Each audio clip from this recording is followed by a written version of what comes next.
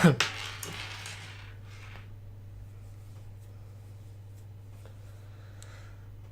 guys and welcome back to the Mighty Blues. My name is of course Cameron and welcome back to another live stream. In today's live stream we're going to be previewing the upcoming Premier League fixture between Everton and Tottenham Hotspur at Goodison Park on Sunday. Massive game for Everton, obviously our last game before the Christmas holidays, our last game before Christmas Day, so a massive win needed, and obviously a massive win needed anyway because of the last few results that we have had. So I'm just going to tweet the stream out so everybody knows we are live. Get as many people in as we can to today's stream. That is the goal. So let me just get it tweeted out for you all. Here we go. Before Christmas Day, so didn't mean to click it. Sorry if you heard an echo there. Did not mean to click it. Copy the link. Get it out. Bang. There we go. So yeah, we're going to be talking about the game in today's stream. Obviously, we'll talk a little bit about Marco Silva's pre-game press conference, as well. He had that today around lunchtime, and there was a couple of interesting topics that he spoke about. One specifically regarding Yerry Mina and some sort of racist chant that apparently went on. That, you know, by Everton fans apparently, and we'll talk about that as well. So just in terms of Marco Silva's pre-game press conference, I suppose it's best to start with that. Just in the first place, Marco Silva basically stated that there's no injuries. Richarlison suffered with an illness midweek. I think he had a little bit of a sore stomach. That is now all good and fixed up, and he is fit. And Andre Gomez as well suffered with a slight injury midweek, but he is also fit as well. Marco Silva also confirmed that James McCarthy is fit to play if he takes that decision.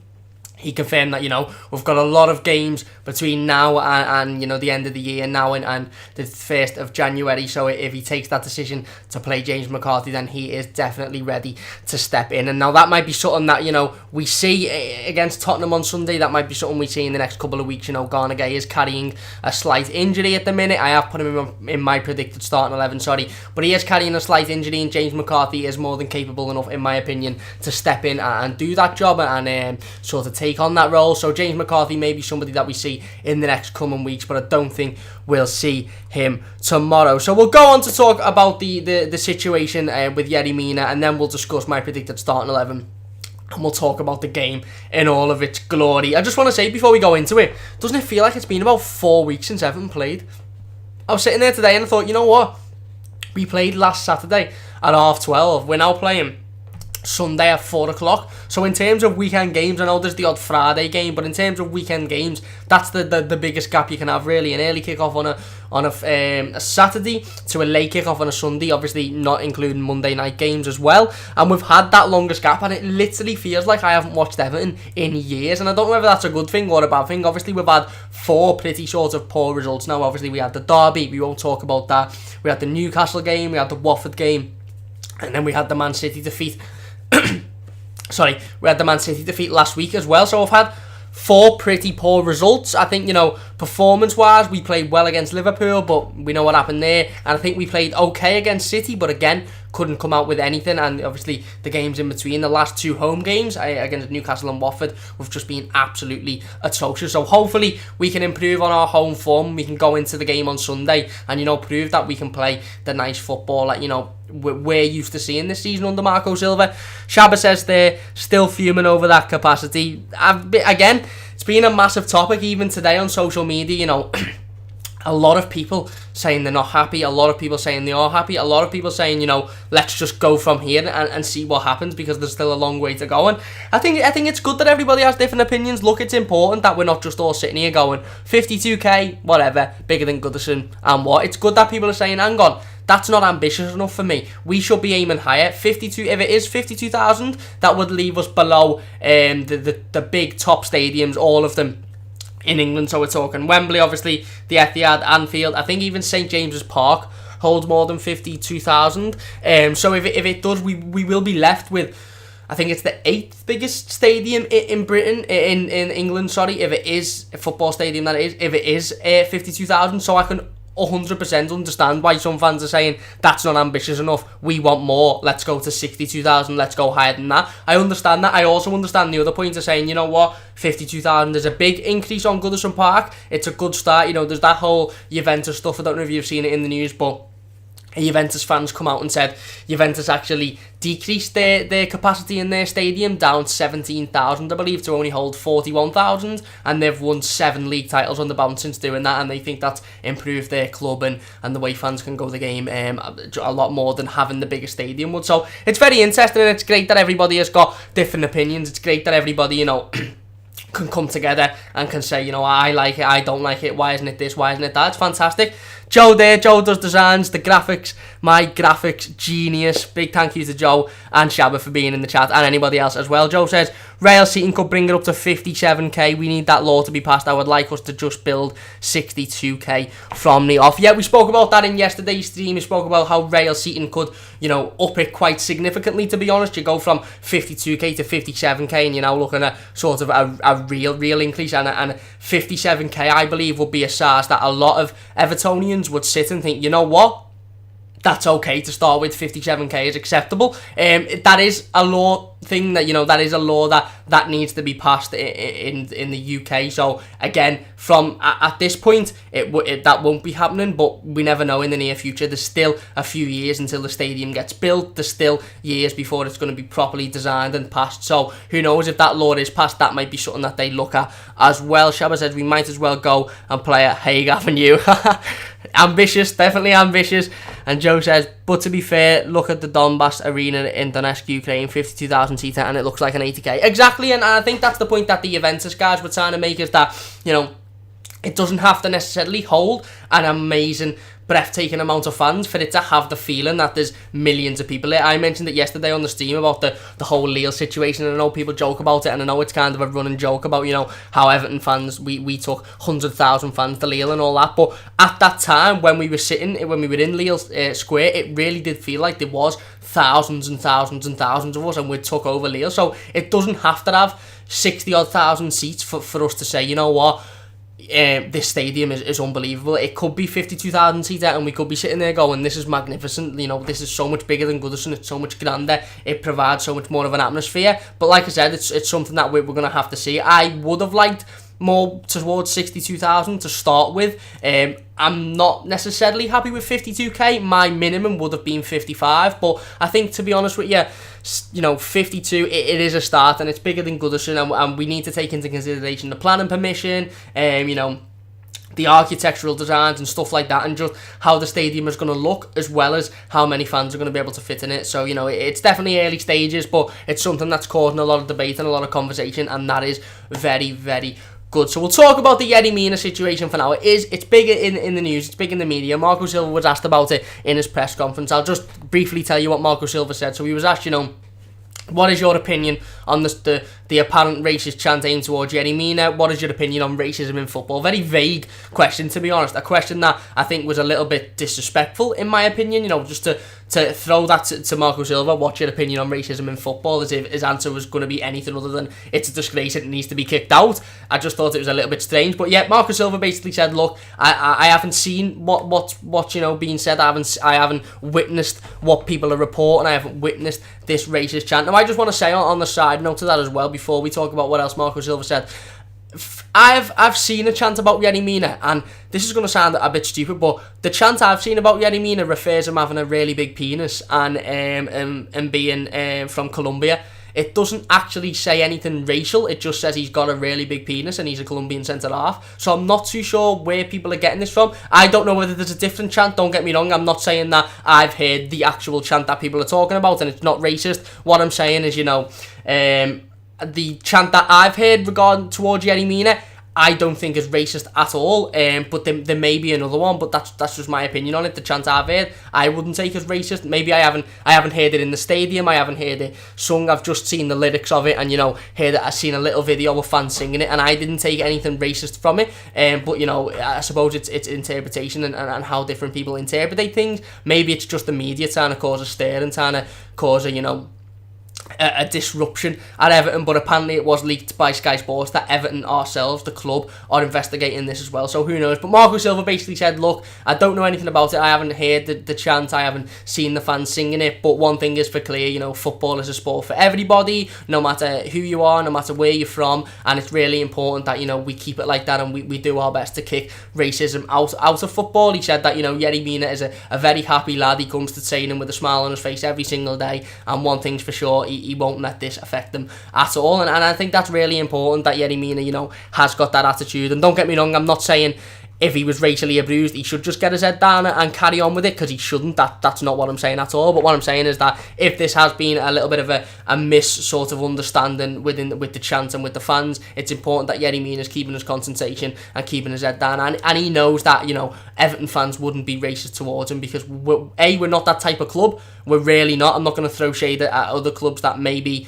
have had racist sort of issues in the past, because I'm sure Everton probably have as well, but we're not that type of fan base, and, you know, why would we create a racist chant against our own player? That just doesn't make much sense for me. But that's what Marco Silva had to say about that. Like I said, a very vague question, and he answered it perfectly for me. He also mentioned that Yerry Mina isn't going to be taking it, you know, to heart. He comes with a smile on his face every day, and he himself doesn't see anything in the chant either. John says, happy Christmas everyone, hope everyone enjoys their day. Thank you very much, John, happy holidays to you too. And Joe Jussan says, same thing with the Lukaku chant, mate, people making a big deal over nothing. Yeah, exactly, that's what it is, you know, it's a bit edgy. Listen, and any time you're making a chant about a footballer's penis, it is a little bit edgy, let's be honest. It's a little bit, whoa, that's a bit strange, but I don't think it's racial. At least the one I've heard isn't racist at all. And, you know, Marco Silva's come out and said he hasn't heard a racist chant. I dare say he's probably heard the Yerry Mina chant. But like I said, I don't think that's racist at all. And Marco Silva probably doesn't think it either. And Yerry Mina clearly doesn't think it either, because he said that, you know, he's coming to training with a smile on his face every day, and he's still happy to play football and to do his best for the team. Shabba says, frig me, I'd love people to say that about me. Exactly, it's a compliment, isn't it? It's a compliment. To say that to somebody is a compliment. It's far from racism, but that's an investigation that the club are going down, so we won't talk too much about that, because it is just sort of allegedly and all that at the minute, so we'll have to see what comes out of that. But Marco Silva answered the question fantastically about, you know, what he thinks about racism, and I think it's echoed by pretty much every Evertonian, or at least every decent person on the planet echoes the fact that racism shouldn't be anywhere near football, it shouldn't be anywhere near society. I actually watched a really good interview, off topic, I watched a really good interview by John Barnes on the BBC News, the small BBC Breakfast or something like that it was, and he was talking about, you know, the Raheem Sterling situation and racism in football, and how we need to change the perception of the average, you know, black, to use his word, the average black man on the street, rather than just, you know, these celebrities that are getting targeted. Because he said, you know, I'm fine, Raheem's fine, we need to change the perception of the average person on the street that is getting this abuse daily, and not, you know, the millionaire that maybe gets it once every blue moon, and that gets all the attention. So yeah, that's all he had to speak about on that situation. It has been sort of in the news today, it has been released by Sky, it's been talked about all over Twitter, so I thought I would mention it there. So we'll go into talking about my predicted starting 11. Now, I've gone for a pretty similar starting 11 to one that played against Manchester City. I've gone for a one that I would like to see, not necessarily one I think Marco Silva will play, but definitely one that I would like to see. So I've gone for Jordan Pickford in goal. That is self-explanatory. I've gone for Lucas Digne at left-back, the best left-back in the Premier League. No money messing. He probably is, to be honest, but not going to wind anyone up. I've gone for Yerry Mina and Kurt Zouma at centre-back, and Seamus Coleman at right-back. Now, I just want to talk about Seamus Coleman briefly for a minute before we go on to talk about the centre-half, because, you know, I think the Seamus Coleman situation, look, I was very critical of Seamus Coleman against Manchester City. I was critical of the fact that he was brought off, and Kurt Zouma was put at right back. You know, Kurt Zouma, not a centre-half that is known for being able to play right back, and for Seamus Coleman to be brought off for that reason, and for there not to be an injury included, was a little bit suspicious for me. But look, Seamus Coleman, at the minute, he's our captain. He's the captain of this team. He's the only player at the minute out of the three potential captains. You look at Baines, you look at Phil Jagielka, you look at Seamus Coleman, he's the only one that's breaking into that team. You know, Jags is struggling, he's probably fifth choice centre-half, and Baines is struggling behind Lucas Digne as well. So Seamus Coleman's in there, he's the captain, and he's not performing awfully. I think we can just see that he's on a decline, and I think that's fair enough. Seamus Coleman, he's getting on now. He's given all of his career basically to Everton. Obviously, the famous chant, it's our introduction, 60 grand, Seamus Coleman. Absolutely fantastic footballer for Everton, an Everton legend in my opinion. He's come, he's given his best years to us. He's been absolutely world class in some seasons. The season when I think it was Martinez's first, 13-14, I think it was, when he played right back and Baines was left back, and they were the two best fullbacks in the Premier League. He was bursting forward, he was scoring goals, he could hit it from anywhere, and I think it's important that we understand that, in this situation, look, I'm not one for nostalgia, I'm not one for sentimental value. If Seamus Coleman isn't good enough to be in the Everton squad, and he isn't good enough to be the right back that takes us to the next level, then he needs to be replaced. That's just how it is. It's unfortunate, it is, but that needs to happen. But I'm not going to also sit here and disrespect and say, get him out of our club, he isn't good enough, because he's been an Everton legend. He could have gone to Man United at one point. He was rumoured to be Bayern Munich, were rumoured to be interested in him at another point as well. I'm not going to sit here and slate Seamus Coleman. He's an Everton legend, and yes, his performances haven't been fantastic recently, but what we have to understand is he is getting older. He's not going to be as quick as he once was. He's not going to have that turn of pace, and I think that's probably why he's not bursting forward as much as he used to. I think that's probably why he's not getting enough balls in the box, getting enough shots on target, is because he feels like he hasn't got that turn of pace. He feels like he can't get forward, because if he does, he's not going to be able to get back quick enough to defend, so he doesn't want to take that risk. And I think, we spoke about it a couple of weeks ago, the introduction of Lucas Digne, I think, has a real impact on this situation, because I think a lot of Evertonians are looking now, and, maybe last season we seen a Leighton Baines who was in a similar situation, getting older, obviously, I hate the word declining, but, at the end of the day, it happens in life, it happens in football. Players get they get tired as they get older, they get more injury prone, and it happens. You're not going to have a player at the top of their game at 35, 36. That's not how it is. And I know Seamus Coleman isn't that old yet, but I think the introduction of Lucas Digne being so fresh, being so quick, having that attacking mentality, getting forward, putting really good balls in the box, has sort of shown up. The fact that Seamus Coleman doesn't do that anymore, and I think a lot of Evertonians are starting to realise that, and that's why people are saying he needs to come out. We need to change a right back for us to take to that step further, because on the left hand side we've gone that step further with Lucas Digne. We've brought in a player that can do what Leighton Baines was doing 5 or 6 years ago. Now we need to bring in a right back that can do the same, or can do the same as Lucas Digne's doing, and can do what Seamus Coleman was doing 5 or 6 years ago, and take us to that next level. And I don't think Seamus Coleman has been awful. Like I said, I think he can play that role for now. Obviously, the January transfer window starts in about 2 weeks or so, like that. I don't know whether we'll get a right back in January. I don't know whether we'll have to wait for the summer. Wan-Bissaka, I would love. I don't know how realistic that is in January, or whether that will be a transfer that would have to wait for the summer. But at the minute, I think Seamus Coleman, let's be honest, he deserves to be right back for Everton for all he's given, and for the fact that we haven't got anybody else. Yes, we've got John Joe Kenny. I personally don't think John Joe Kenny is ready yet. I don't think he's at that level to take us to the next level either. So for me, there's no point in bringing Seamus out and putting in a player that isn't as experienced as Seamus, and isn't the player to take us to the next level anyway. So that's why Seamus Coleman starts for me. Joe says you deserve way more subs, mate. How can you talk live is mad. Thank you very much, Joe. Seriously, thank you very much. That means so much. I think Shabba says there, I know Joe Camp should have thousands more subs than he's got. Thanks very much. Honestly, really, absolutely fantastic feedback from everyone. I think John says, Joe, he just needs to put on Twitter 1 hour before he goes live, and same with YouTube too. The love in the chat is absolutely fantastic. Thank you to everyone who's given love in the chat. Look, I don't know how I can talk for this long. I'm just a talker, to be honest. I just come on and vent, and I really love Everton Football Club, and I love doing this. I love sitting here. I love talking to you guys. I love interacting with everyone. It's fantastic to be able to do these live streams. Don't get me wrong, sometimes it is hard, and you are thinking, oh, whatever, make a mistake, but it's brilliant to do these live streams, because you get people commenting, and you can respond to them in real time, and respond to their comments in real time, because I think that is important for me. Look, I love going through YouTube comments and a YouTube video if I put it up afterwards, and typing comments out, but it's much better for me. It's much more interactive to actually talk in real time, and speak to people as they're speaking to you, so you can have that sort of conversational element, rather than just an odd comment here and an odd comment there. So thank you all very much, Joe, John, Shabba. Thank you very, very much for all the kind words. Honestly, it means a lot. I'm going to be doing this for a long time. I absolutely love doing YouTube.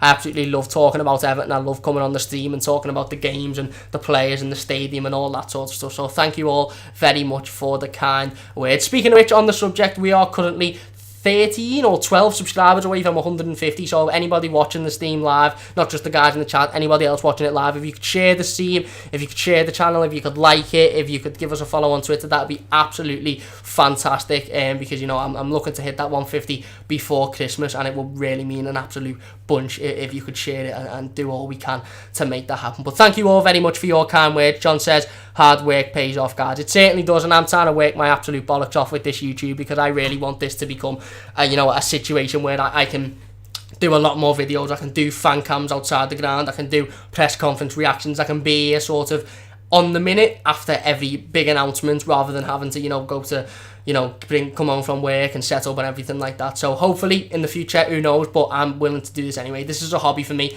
This is a hobby. I love Everton as a hobby. I watch Everton in my spare time. I go to the match in my spare time when I'm off work, and doing YouTube as a hobby. So, and I'm absolutely over the moon that I can come on and I can do this as a hobby, and people genuinely enjoy it, and people can genuinely get involved, because that's what's most important for me, is all you guys getting involved in the comments and, liking the videos and being in the discussion, because it's a fan channel at the end of the day. Yes, I am the person that makes the videos, but it's a fan channel. It's as much as about what you're commenting on and how you guys are reacting to the videos as it is on me making them. I might make a video, a preview to this game, and this will go out as a stream. It's equally as important you guys saying what you think about this player, what you think about this. I think someone else should start. I think, we need the 3 points here, or a game review. Weren't we awful? How can we, concede such a goal like that? That's equally as important, because this is a fan channel and this is for everybody else as well as me. So thank you all for your kind words as well. It honestly does mean a lot. So we're going to the centre halves. For the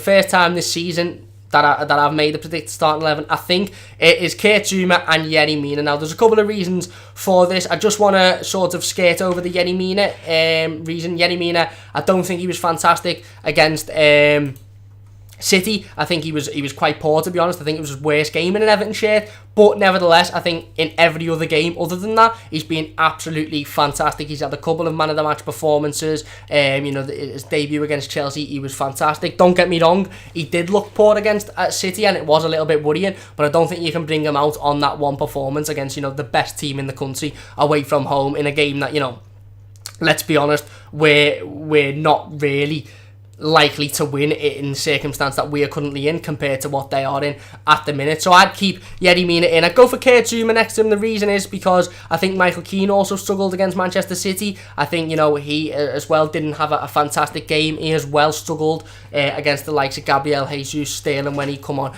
as well. And I think Kurt Zouma had done really well for me in the City game, and that's why I put him in over Keane, because I think Keane struggled and I think Zouma done really well. Obviously, he adapted well to the right back position when he had to go over there, and he was playing well at centre half as well. And I think I'm not just taking Michael Keane out because he had a poor game and saying, right, you've had a poor game, that's it now. The reason I'm taking Michael Keane out is because I think it will be good for him to get a rest. At the end of the day, we play a lot of games between now and the 1st of January. We play a lot of games in such a short period of time. We are actually the team with the shortest break in between all of our games, us and Tottenham as well. So I think it wouldn't harm Everton, it wouldn't harm Marco Silva, it wouldn't harm Michael Keane himself to be taken out for this game and given a little bit of a rest, and it would also benefit the fans because we get to see how Yerry Mina and Kurt Zouma can play together and how that partnership can build as well. Because look, Michael Keane has been fantastic this season, and I wouldn't be taking him out because he had a poor game against City. I'd be taking him out because I'd be saying, look, fair enough, you weren't fantastic against City, but there's a lot of games coming up, so we're going to take it out. We're going to put we're going to put Zouma and Mina in, and then you're going to come in the next sort of couple of games. We've got some big games as well as some really winnable games in the near future as well. So that's the back four for you. I've gone for Adissa Garnagay and Andre Gomez in the centre of midfield. The Andre Gomez one is pretty self-explanatory. I don't need to explain that anymore. Adissa Garnagay, I'll be bringing him back in if he is fit. Again, he obviously didn't play the Manchester City game because he was deemed unfit. He wasn't deemed fit enough to start. We played 5 at the back. I don't think we'll go with the 5 at the back again. I think we will sort of go back to the 2 centre-backs and a generic 4 defence. I don't particularly think... I don't think it didn't work. Obviously, it didn't work because we got beat. I think that the errors weren't to do with us having 5 defenders or us having 3 centre-backs. I think the errors were just typical, silly, defensive errors that could have been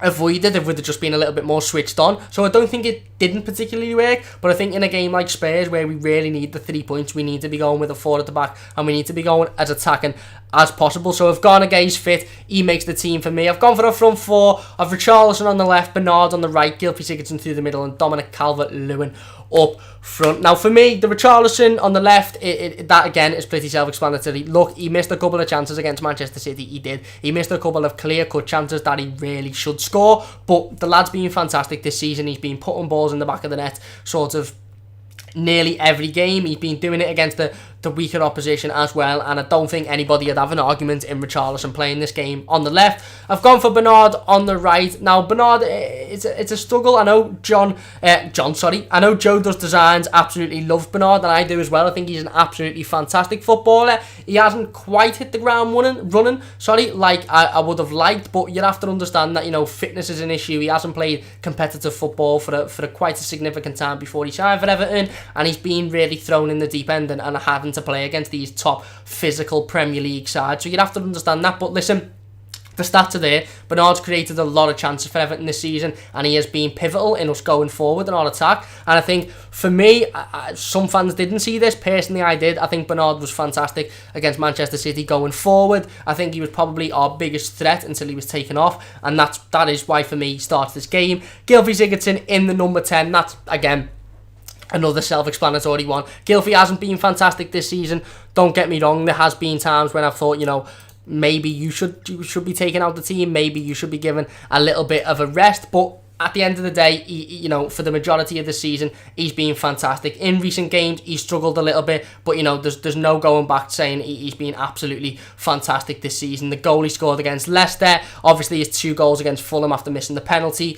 He's been phenomenal for us. I wouldn't have him on pens, but I still think he deserves to start the game. And Dominic Calvert-Lewin up front I've gone with. We'll talk about that in just a second. I just want to catch up with the live comments. John says, I'm not even an Everton fan and I'm here. Thank you very much, John. That's unbelievable how other fans of other clubs can, you know, want to sit and hear me talk about Everton. So thank you all very much. Anybody that is watching, whether you're Everton, whether you're, I've seen a Spurs fan in the chat there, whether you are anybody, a fan of any other club, thank you very much for coming and supporting and watching the live streams. It really does mean a lot to me. Shabba says, although I'm a bit negative about Everton at the moment, it's great to know that as an older Evertonian, when I leave this mortal coil, it'll be left in great hands with yourself and Joe. Thank you very much. That means a lot. Yeah, you know, I think for me, over the last couple of years, it's been really sort of hard being an Evertonian. There has been a lot of negative. You know, we've had the last season under Martinez, which wasn't very pretty. Ronald Koeman's reign overall, which wasn't very pretty. Sam Allardyce, which he isn't very pretty, let's be honest.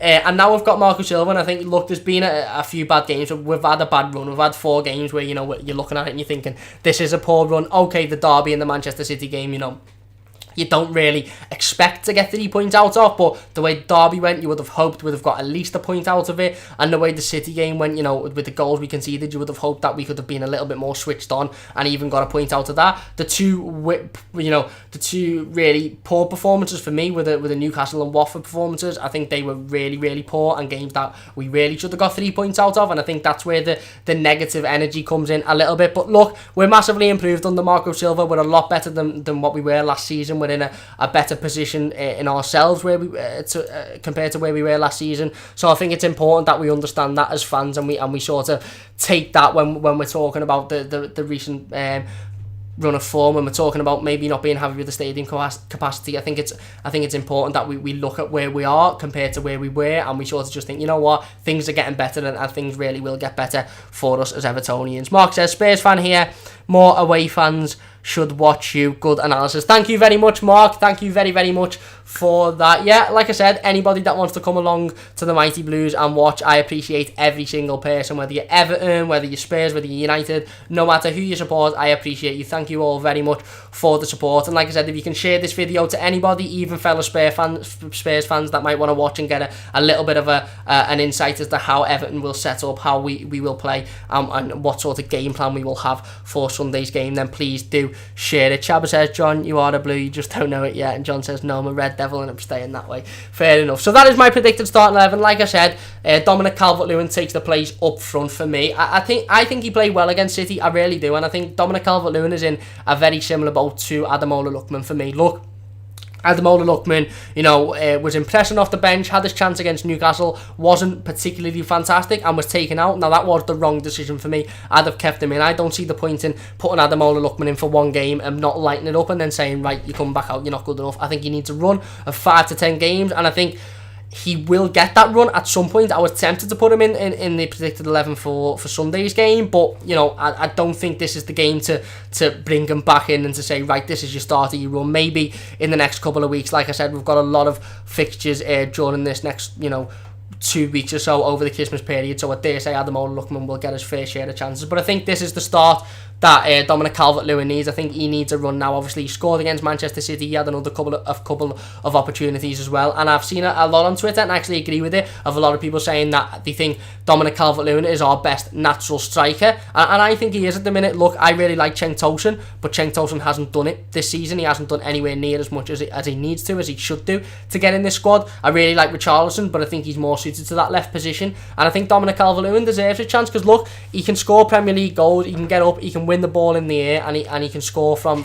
the floor as well, and from nice quick play, and I think he's probably not the finished article. He's probably not ready to start week in, week out, but at the minute we haven't got a striker that is ready to start week in, week out. Sorry, I've just stopped the headphones. We haven't got a striker that is ready to start week in, week out, so why not give Dominic Calvert-Lewin an opportunity? Why not give him a run of games? Why not give him the chance to prove himself now and see whereabouts he is after a run of 10 or 15 games, not just see where he is after one game against the champions away from home, where, let's be honest, he probably isn't going to get a plethora of opportunities, and he didn't, but one of the ones he got, he scored. So I think for me, he does deserve his opportunity. So a little bit about the game in general just before we go on. I'm aware we've been on for half an hour. For me, it's a must win for Everton. It is. Listen, it's going to be tough. We're against a very, very good footballing side. We're against a side with a very, very good manager, a side with a very, very good system, some fantastic players. You're looking at Harry Kane, even though I don't like him, Dele Alli, Son, obviously Dembele as well. Some fantastic players, and a team, let's be honest, with one of the best managers in the country. So it's going to be a tough game, but the reason I say it's a must win, not because I'm underestimating Spurs, not because I'm saying it's an easy victory that we should get, but because I think we need to get out of this spell of bad form. We need to get out of this run of bad form as soon as possible, and what better way to do it than the game before Christmas? What better way to do it than at Goodison Park, 2 or 3 days before Christmas, where we can go out, get that win, and then say, what, let's start fresh. Now we're going into a busy Christmas period. We'll be going into the new year. We've got that bad run of form out of our system. We've now beaten one of the top 6 sides, and the only side we've played at home out of them top 6 this season. Let's now go on and get back to winning ways, and put in a good run of form. And I think that's vitally important for me. Look, it's going to be a tough game, and I wouldn't be surprised if it's a draw, or I wouldn't be surprised even if we were beaten, because Spurs are a very, very good team, and they're further forward in their progression than Everton are at the minute, and that's understandable because they've been under Mauricio Pochettino for a lot longer than we've been under Marco Silva. But I think for me, it's a winnable game. It is. I think any game at Goodison Park this season is a winnable game for Everton, especially if we play to our highest potential. And I think it's a game that we definitely should be going out to win, just purely because we need to get this bad run of form out of our system, and we need to get another 3 points on the board to keep chasing for that top 6, because United have changed now. They've got a new manager. They're going to be full of positivity, and they're going to be looking to build on the season as well. So it's important that we do, and for me it starts on Sunday with a big game against Tottenham Hotspur. So I don't know much about Spurs, a little bit about them. Obviously they're a fantastic footballing club, like I mentioned. I think they're currently sitting in 4th or 3rd in the Premier League, don't quote me on that, but they're doing very, very well, let's be honest, and they've done very, very well for the last few seasons. They've got a fantastic manager, they've got a fantastic set of players, and at the end of the day, they're a team that really can hurt us, so we have to keep defensively strong. It's important that Yerry Mina bounces back with a big game. It's important that Kurt Zouma takes his opportunity if he plays. It's important that Michael Keane takes his opportunity if he plays, and it's vitally important that whoever plays up front and whoever plays around the striker, keeps on creating chances. It's important that Bernard gets the ball in the box. It's important that Richarlison feeds the ball to whoever's up front or takes his opportunities. That is going to be the key thing in this game. We need to take our opportunities. If we break away and we get an opportunity, the ball needs to be in the back of the net, whether it's coming off Richarlison, whether it's coming from Dominic Calvert-Lewin, whether it's coming from Bernard, whether it's coming from Gylfi Sigurdsson. The ball needs to be going in the back of the net, and we really need to be making the most of the opportunities we get in this game. So we're just going to jump through the live comments just quickly before we we leave this team. John says, come 2 or 3 years down the line, you'll be the next Goldbridge. Keep up the good work. Thank you very much. That is a massive compliment. I really do hope the channel can grow as much as the United stand has grown in the last couple of years. That would be absolutely amazing. Thank you very much. I was at the Everton Stadium a few years ago. Is that good enough for you? Goodison Park, listen, for me, Shabba says, that'll do, la, and John says, grand. So, Goodison Park's home. It is, it always will be home, it always has been home. It'll be sad that they will leave, but in terms of natural progression for the football club, that's what needs to happen. So I'm going to leave this team there. Thank you very much, everybody, for watching. Thanks, everybody, for being in the live comments, getting involved with this team, as per usual. Cheers for all the compliments today. You've made me feel a lot better. I was having a little bit of a shitty day, but you've cheered me up a lot, so thank you all very much for that. I'll obviously be back on Sunday with the instant match reaction to the game, so don't forget to subscribe, click on the little notification bell, and make sure you're around for that. And then I'll have the full review streamed on Monday night for you as well, and hopefully we're talking about an Everton victory before the end of the this sort of pre-Christmas period, and hopefully it's an end of a bad run of form for Everton. It's Christmas Eve on Monday, so there'll be a lot of Christmas joy, I hope, and I hope that is led by the fact that we're sitting here going, Everton have got 3 points finally, let's push on. So thank you very much for watching. If you have enjoyed the stream, please do leave a like. If you're watching it as a video afterwards, please do leave a like and leave your comments in the comments section as well. I did say before, I love getting involved with comments on the stream because you can interact a lot more, but I still absolutely love getting involved in the YouTube comments as well. Don't think I don't. I think it's absolutely amazing. So if you've got any comments, leave them in the comment section. I'll be down there all night replying to them and making sure we discuss the game as much as possible in the YouTube comments as well. But anyway, that is it from me today. Thank you very much for watching. Please do subscribe. Go over and follow us on Twitter if you haven't already. It's at MightyBluesYT. I'll be back on Sunday for the instant match reaction and then the full review either on Sunday night or Monday night. I'm not too sure when I'm going to do it. It'll probably be Monday, but I've just realised that's Christmas Eve, so I might be a couple of bevies down there, so it might be a little bit of an interesting one. But thank you very much for watching. I hope you have enjoyed, and I'll see you soon on the Mighty Blues.